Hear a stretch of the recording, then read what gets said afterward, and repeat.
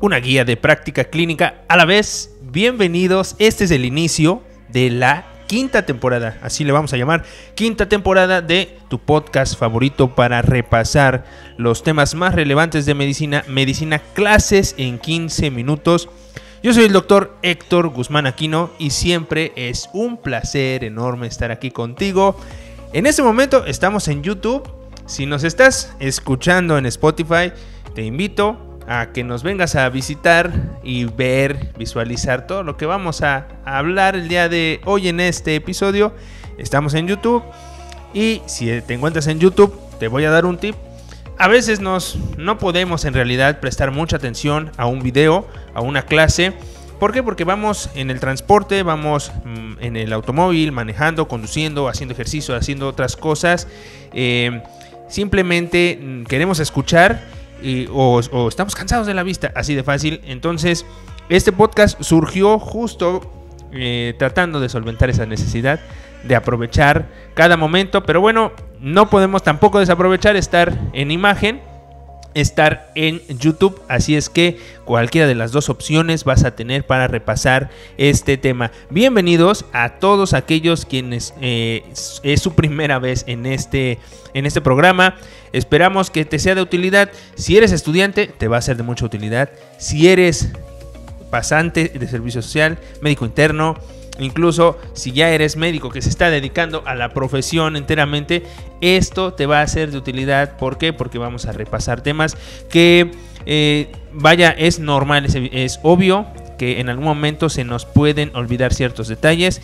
Este podcast está diseñado para que no suceda eso. No me quiero hacer mucho rollo porque siempre le hago una introducción bien larga a estos podcasts. Así es que vámonos directo al tema del día de hoy, que como has visto en el título, vamos a estudiar uno de los temas más relevantes, que es apendicitis aguda. Y en esta sección, en esta serie que nos adentramos, que utilizamos las guías de práctica clínica, específicamente las guías de referencia rápida, para realizar justo un resumen muy concreto. En ARMflash es la serie de la que me estoy refiriendo. Pues justo tratamos de tener los puntos clave para que el día de mañana que tú te encuentres en profundidad de leer este tema, lo hagas mucho más sencillo. Así es que vamos a iniciar justo con el tema del día de hoy. Y aquí en la pantalla vas a poder ver justamente la guía de práctica clínica, que tal cual la estamos tomando, sobre todo para que tú te des cuenta de la facilidad con la que podemos estudiar a través o a partir de una guía de práctica clínica. Esta es la guía de referencia rápida. Y para este tema, para apendicitis, tenemos dos guías: la guía de diagnóstico de apendicitis aguda y la guía de tratamiento. Por lo tanto, esta sesión se va a dividir en dos, justamente para abordar las dos guías de práctica. La guía de práctica, aquí vamos un disclaimer, pertenece al catálogo maestro de guías de práctica clínica, en este caso IMSS. Y bueno, es una guía que se creó en el 2009. Cabe señalar que es la más reciente, estamos en el 2023, estamos hablando de 14 años, pero es un tema que en realidad lo considero de esta manera. Quizá los expertos han considerado también que no es necesario propiamente pues una actualización de esto, sencillamente porque es un tema que se ve muy frecuentemente en la práctica clínica. Es algo que no ha tenido como tal muchos cambios, y pues por eso vamos a revisar esta guía de este año. Muy bien, siempre me ha gustado mencionarte el código K35 apendicitis aguda. Es el código CIE10. Ya sabrás, en algún momento sabrás para qué lo necesitamos. Es importante simplemente comentarlo. Diagnóstico de apendicitis aguda. Bien, vamos a comenzar. La guía de práctica viene en fracciones muy concretas. Vamos a empezar por la definición, luego nos vamos a ir al interrogatorio y exploración física, y vamos a observar las diferencias de diagnóstico en 3 diferentes casos. Entonces vamos a partir desde un cuadro clínico general, y luego vamos a ver 3 variantes. Entonces vamos a hablar de 3 situaciones.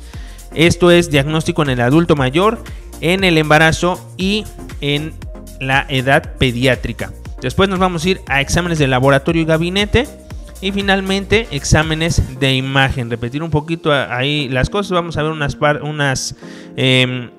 partes, unos datos estadísticos. Y finalmente nos vamos a ir al algoritmo para que le demos un repaso al tema.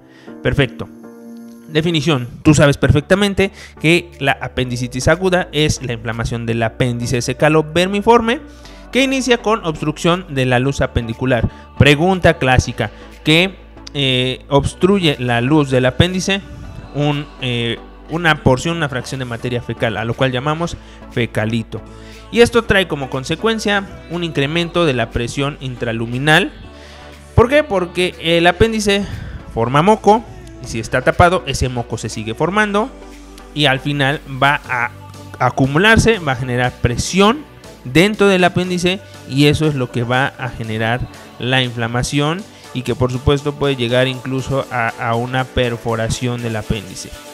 Bien, es importante en el interrogatorio y exploración física, vamos a ver el cuadro clínico clásico de apendicitis y a partir de ahí, de ese primer ejemplo de una manifestación clínica, vamos a ver los otros 3 de los cuales mencionamos al principio. El cuadro clínico clásico de apendicitis aguda consiste, número 1, dolor abdominal agudo tipo cólico que se localiza en la región periumbilical y que incrementa rápidamente de intensidad. Antes de 24 horas se dice que este dolor migra hacia el cuadrante inferior derecho o fosa ilíaca derecha, ¿sí? En la guía de práctica lo menciona como cuadrante inferior derecho. Y después del inicio del dolor puede existir, no es una regla, puede existir náusea y vómitos que no son muy numerosos, generalmente 2 ocasiones. Puede o no haber fiebre de 38 grados centígrados o más. Y por supuesto el dolor se incrementa al aumentar la presión abdominal. Tal es el caso cuando caminamos, cuando tosemos e incluso tú sabes perfectamente que a la exploración el paciente va a estar con una postura antiálgica, intenta no moverse porque al momento de moverse genera mucho más dolor. Eso es el cuadro clásico de la apendicitis aguda. ¿Qué vamos a observar en la exploración física en un paciente así? Obviamente vamos a hacer de manifiesto la inflamación de esta sección abdominal y como la vamos a ver con datos, con síntomas de irritación peritoneal. ¿Esto qué significa? Pues que hay hipersensibilidad. Tocamos al paciente en el abdomen, particularmente en cuadrante inferior derecho, y hay defensa, rigidez muscular involuntaria. Le duele obviamente demasiado y existen un montón de signos apendiculares que tienen epónimos. Es muy importante que lo sepas, no los vamos a describir. Quizá el más clásico es el punto de McBurney, pero acá te voy a mencionar los otros. Robson, el signo de Psoas, signo de obturador, signo de Sommer, signo de Blumberg o también llamado rebote positivo, signo de talopercusión y signo de Dunphy. Listo. Vamos a revisar después qué es cada uno de estos signos, no en este episodio porque nos extenderíamos mucho. Y finalmente, como punto 3, ya hablando del cuadro clásico de la exploración física, el tercer punto, vamos a ver que de las manifestaciones clínicas y del laboratorio, las que tienen mayor sensibilidad para el diagnóstico y a las cuales vamos a llamar manifestaciones cardinales, ojo aquí porque lo voy a repetir más adelante, vamos a tener estas 3. Número 1, dolor característico, ¿sí? Muy importante el dolor característico con la migración de periumbilical hacia cuadrante inferior derecho. Número 2, manifestaciones de irritación peritoneal. Y número 3, datos de respuesta inflamatoria, que se traducen en datos de laboratorio, datos a nivel de biometría hemática como leucocitosis con mayor predominio de neutrófilos. El diagnóstico de apendicitis básicamente se hace a partir de la clínica. No necesitamos propiamente más que para confirmar, así súper confirmar los laboratorios, ¿sí? Entonces, si tenemos un paciente que tiene dolor abdominal característico, manifestaciones de irritación peritoneal, nos orienta mucho a pensar en apendicitis, y lo que vamos a hacer es empezar por hacer una prueba de laboratorio que nos va a resultar, una biometría hemática que nos va a resultar con leucocitosis, con predominio de neutrófilos, y con eso vamos a pensar en apendicitis. Esto es un cuadro clásico, esto es lo más común que vamos a ver en un adulto joven, por ejemplo. Y aquí las variantes que vamos a observar en un adulto mayor, ¿sí? Vamos al siguiente apartado. En un adulto mayor, lo que hay que destacar es que la apendicitis se presenta de una forma atípica e insidiosa. ¿Qué significa esto? El dolor no es característico, no es constante, puede ser poco intenso, puede ser no localizado, ¿sí? Frecuentemente se presenta en una duración de días, y esto nos lleva a tener complicaciones en los adultos mayores. Es muy importante. ¿Por qué? Porque a esto le agregamos que los adultos mayores tienen enfermedades crónico-degenerativas, y el cuadro, por lo tanto, puede ser muy confuso y puede generar deterioro del estado general de salud, y es mucho más delicado, ¿sí? Entonces, bueno, mira, otra característica que hay que destacar en el adulto mayor: puede la leucocitosis ser infrecuente, ¿sí? Y puede haber alteraciones hidroelectrolíticas y a nivel de otros parámetros de laboratorio. Entonces, en el adulto mayor con dolor abdominal hay que hacer mucho hincapié en buscar otras características y hacer diferencial, porque puede ser mucho más común una oclusión intestinal, por ejemplo, ¿sí? O incluso, ahorita vamos a ver los diferenciales, puede haber otras características que nos hagan pensar en apendicitis y sea otra patología, o que pensemos en otra patología y resulte en apendicitis. ¿Sale? Entonces ya decíamos que es mucho más fácil que se complique un cuadro clínico de apendicitis en el adulto mayor. Muy bien. Vamos a pasar al siguiente apartado. Y ahorita en un cuadrito vamos a ver otros puntos a destacar del adulto mayor. En el embarazo, el diagnóstico de apendicitis durante el embarazo, cabe destacar que la apendicitis aguda es el padecimiento quirúrgico no obstétrico, o sea, fuera de aborto, amenaza de aborto o a cualquier otro que se te ocurra, es el más común. Es el más común durante el embarazo y sobre todo en el segundo trimestre.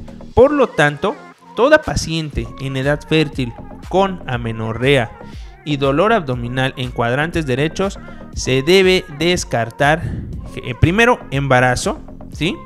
Por lo tanto, a estas pacientes con estas características vamos a hacer su prueba inmunológica, y si tiene embarazo positivo, si la prueba inmunológica resulta positiva, vamos a hacer el diferencial de apendicitis, pero también hay que considerar embarazo ectópico, salpingitis, amenaza de parto pretérmino, entre muchos otros.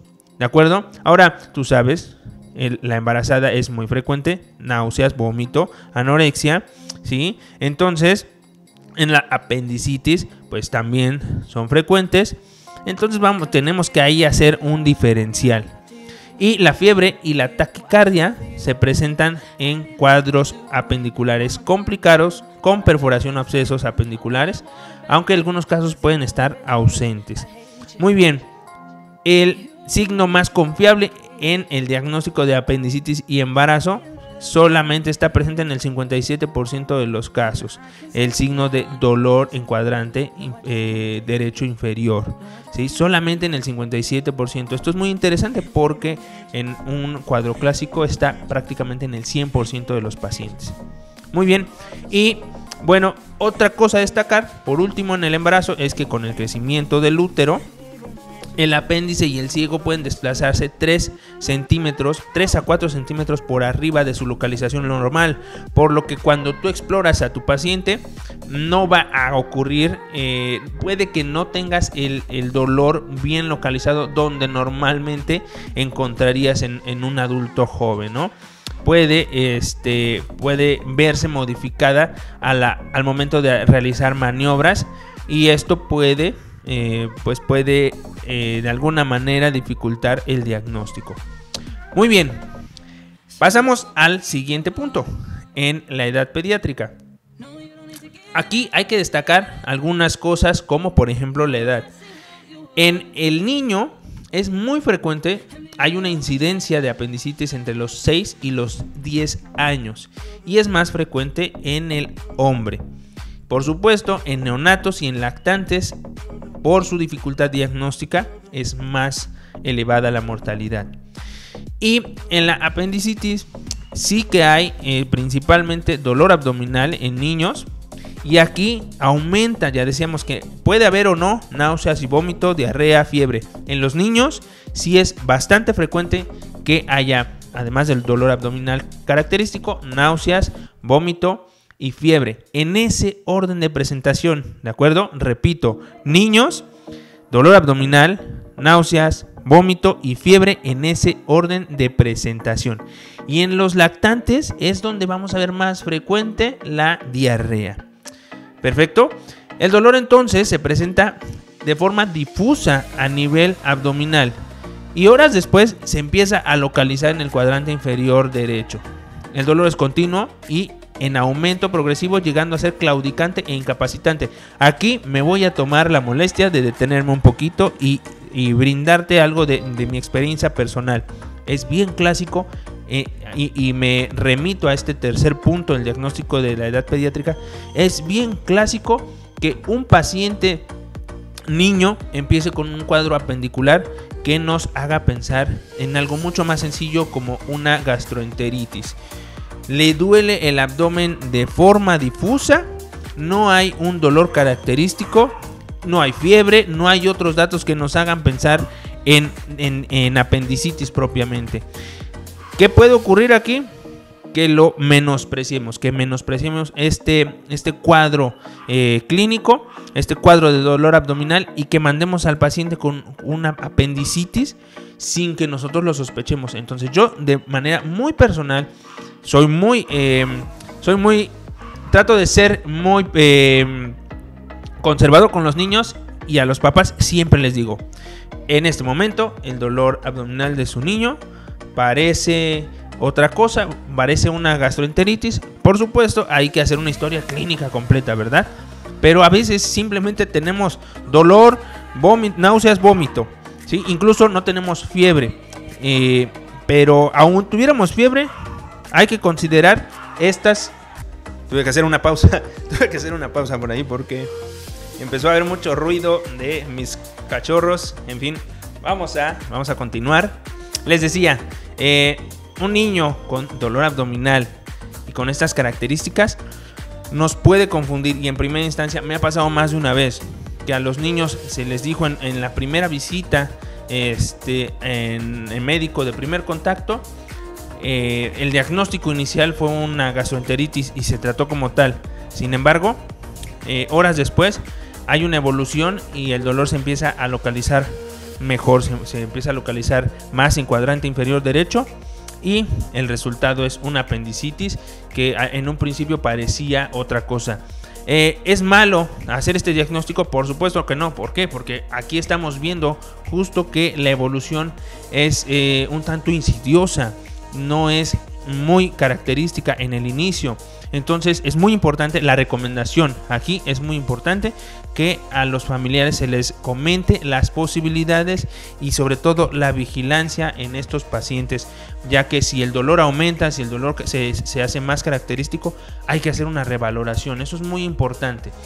Bien, la fiebre habitualmente no es tan alta, 38.5 grados centígrados, e incluso puede pasar el paciente como afebril. De acuerdo, ya decíamos que en lactantes puede haber diarrea, es más frecuente la diarrea que en otras personas y en este caso son escasas y semilíquidas. Y muy bien, de aquí pues obviamente las características del dolor y en búsqueda de la irritación peritoneal, ¿no? Bien, creo que ya quedaron puntuales cuáles son las características que vamos a ver en estos 4 casos. El caso clásico del dolor por apendicitis aguda, número 2 en un adulto mayor, número 3 en una embarazada y número 4 en un pediátrico. Tenemos sospecha de apendicitis. ¿Qué vamos a hacer? Exámenes de laboratorio y exámenes de gabinete. Ya lo mencionamos. El primero va a ser la fórmula blanca, biometría hemática, que va a reportar nuevamente leucocitosis con neutrofilia. Con eso te vas a quedar. En ocasiones hay bandemia, pero si hay leucocitosis y neutrofilia, con eso nos quedamos. Entonces, en todo paciente que presente o bien dolor abdominal o bien alguna manifestación de irritación peritoneal, tenemos que sospechar de apendicitis y tenemos que solicitar fórmula blanca, biometría hemática. Además, en algunos casos o prácticamente, dependiendo de donde estás, generalmente en la institución pública se debe solicitar esto. Y digo, quizá no, la palabra deber es para todos, pero me refiero a que por practicidad o por situaciones económicas en una institución privada no se acceda tan fácilmente a hacer tantos estudios, pero en realidad es lo que deberíamos hacer. Deberíamos solicitar una biometría hemática para ver la fórmula blanca, examen general de orina para descartar justamente infecciones de vías urinarias que se manifieste como tal o la presencia de una litiasis. Y ya dijimos que si es una mujer en edad fértil, hay que realizar prueba inmunológica de embarazo. En urgencias, un adulto mayor con dolor abdominal agudo o subagudo, la evaluación además de esto debe incluir electrolitos séricos, creatinina y placas simples de abdomen y de tórax. ¿Por qué? Porque decíamos que puede haber un bolbus, puede haber una oclusión intestinal, puede haber una intususcepción o incluso puede haber una neumonía que se manifiesta en abdomen. Entonces, para descartar todo esto, tenemos que realizar estas pruebas. Y finalmente, el hallazgo habitual en pacientes pediátricos con apendicitis, la leucocitosis, ¿de cuánto es? Esto puede ser una pregunta interesante. Por arriba de 15.000 células por milímetro cuadrado, con predominio otra vez de neutrofilia. Y los datos sugestivos de infección de vías urinarias en el examen general de orina es la presencia de más de 20 leucocitos por campo de alto poder o nitritos positivos. Es decir, si en el ego aparecen estos datos, aunque el paciente parezca que tenga un dolor abdominal, es muy probable que en realidad sea una infección de vías urinarias. Perfecto. Existe la llamada prueba triple, que sugiere altamente la presencia de apendicitis ante un cuadro clínico sugestivo. Esto es una PCR por arriba de 8 microgramos sobre mililitro, leucocitosis superior a 11.000 y neutrofilia por arriba de 75%. Repito, prueba triple incluye PCR por arriba de 8, leucocitosis por arriba de 11.000 y neutrofilia por arriba del 75%. Bien, la leucocitosis suele estar presente de manera normal en el embarazo. Hay que considerarlo llevando incluso hasta 16.000 leucocitos, por lo que se considera no se considera tan específica. ¿Sale? La elevación de la proteína C reactiva tampoco es específica para diagnóstico de apendicitis. Sin embargo, niveles por arriba de 55 se encuentran en pacientes con apendicitis perforada. Bien. Vamos a pasar a los exámenes de imagen. Nuevamente, repetimos un poquito, pero aquí vamos a recalcar cuáles son más útiles. En los adultos mayores, con estas características de dolor característico, irritación peritoneal y los datos de respuesta inflamatoria a nivel del laboratorio, se sugiere, según la guía de práctica, la realización de una TAC. Muy bien. Mientras que en niños Con cualquiera de las manifestaciones, lo primero que debemos solicitar a nivel de imagen es un ultrasonido. Si te das cuenta, ya no se recomienda la radiografía. ¿Por qué? Porque es muy imprecisa. Entonces, solamente si el ultrasonido no permite ver resultados bien o es indeterminado lo que nos arroja en el ultrasonido, o no se logra visualizar el apéndice, en ese momento se solicitará una tomografía. Bien, entonces en el caso de las mujeres embarazadas, el diagnóstico obviamente se debe realizar con ultrasonido, ¿sí? Para confirmar, o si hay sospecha de embarazo, primero confirmar el embarazo, la edad gestacional, y si sospechamos de apendicitis, hay que valorarse tanto por cirugía como por obstetricia. Y ve aquí, el ultrasonido tiene una sensibilidad del 86% para el diagnóstico de apendicitis aguda. Por lo tanto, es seguro, particularmente en embarazadas, durante el primer y segundo trimestre. ¿Por qué? Justo por la exposición, la radiación que pudiera representar algún otro dato diagnóstico o algún otro examen diagnóstico. Ve aquí. Entonces, en el caso de las mujeres embarazadas, si el ultrasonido no nos permite hacer un diagnóstico, se recomienda la TAC hasta las 20 semanas. En este momento es más seguro. Obviamente tenemos que evaluar riesgo-beneficio en una situación menor a las 20 semanas, pero es lo ideal, ¿sí? Una tomografía después del ultrasonido, si es que el ultrasonido no arroja resultados concretos. Bien, y obviamente ya teniendo el diagnóstico con esta parte clínica, la parte de laboratorio y la parte de imagen, tenemos que referir al paciente al segundo nivel de atención. ¿A dónde? Obviamente estamos hablando de una urgencia, y es que dolor abdominal agudo, pues en realidad es un mundo de patologías, pero la verdad, a decir verdad, apendicitis lo debemos tener al tacto, y ya con estos datos que vemos entre cada uno de los casos o pacientes distintos que podemos tener, creo que no se te van tan fácilmente. Siempre debes tener en mente que el dolor abdominal agudo puede ser un cuadro de abdomen agudo como tal, y dentro del abdomen agudo, pues apendicitis es muy frecuente. Entonces, ¿a dónde vamos a mandar a estos pacientes? A urgencias. Y algo bien interesante es que para hacer el diagnóstico y hacer la referencia a urgencias, no se necesita solicitar exámenes de laboratorio ni de gabinete. Otra vez, el diagnóstico de apendicitis es clínico, ¿sí? Por lo tanto, yo sospecho de diagnóstico de apendicitis y no cuento con laboratorio, debo referir a urgencias. Bien. En el adulto mayor, si se sospecha de apendicitis, litiasis vesicular, obstrucción intestinal o se encuentran masas palpables en abdomen, igual enviar a urgencias. Todo niño con dolor abdominal debe ser preferentemente valorado por cirugía pediátrica, y pues bueno, proceder a los resultados en el segundo nivel. ¿Sale? Ya por último, vamos a ver este cuadrito. Esto se me hace bien interesante, fíjate. El cuadrito número 1 de la guía de práctica dice: prevalencia de síntomas y signos comunes de apendicitis. Muy probablemente en algún momento de tu preparación viste, no, es que mi paciente, el cuadro clínico de apendicitis incluye tal y tal y tal y tal y tal.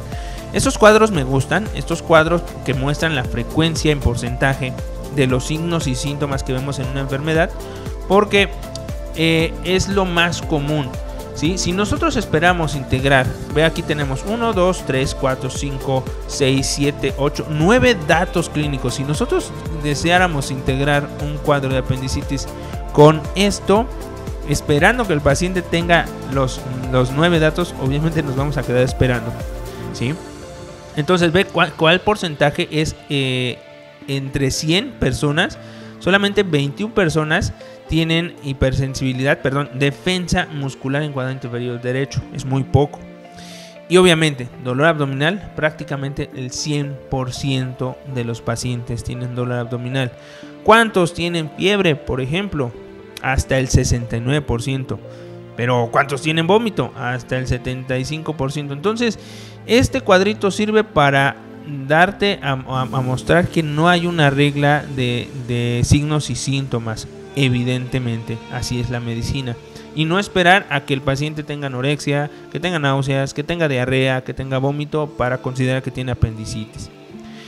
Este cuadrito, vamos a pasar al siguiente, el de diagnóstico diferencial, importante. Fíjate en las médicas, ya decíamos, ¿no? Gastroenteritis, neumonía, ileitis terminal y cetoacidosis diabética. Clásico que en un paciente diabético empieza a doler el abdomen, ¿no? Muy importante, puede ser un apéndice o puede ser una cetoacidosis diabética. Quirúrgicos, obviamente, obstrucción intestinal, intussuscepción, colecistitis aguda, úlcera péptica perforada, adenitis mesentérica, divertículos de Meckel, diverticulitis apendicular o colónica y pancreatitis. E incluso urológicos. Y esto, aunque se enliste y parezca un montón, la verdad es que conforme lo vas viendo a la vida real, es más obvio, más evidente y es bastante sencillo de hacer un análisis para hacer un diferencial.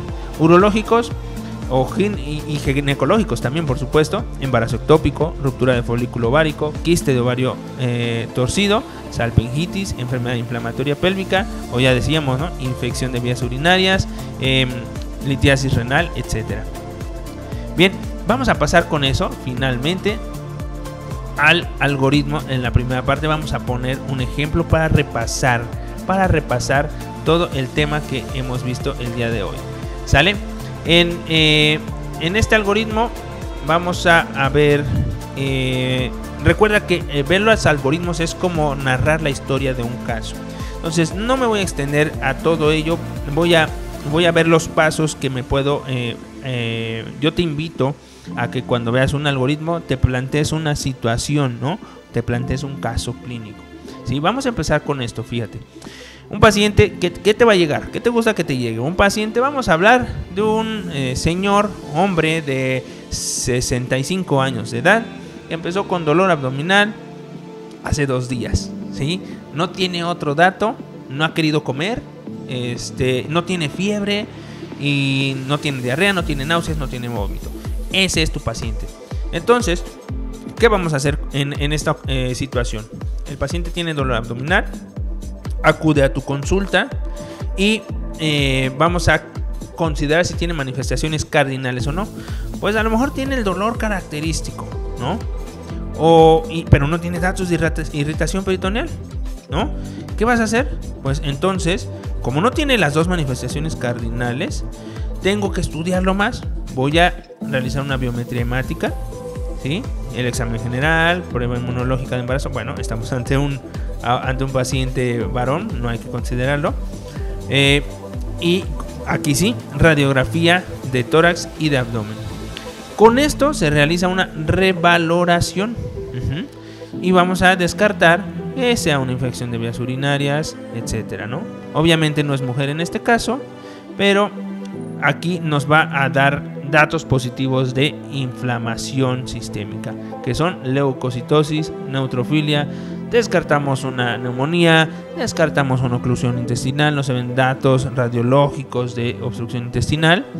Pues entonces ya estamos integrando un cuadro clínico de apendicitis, ¿sí?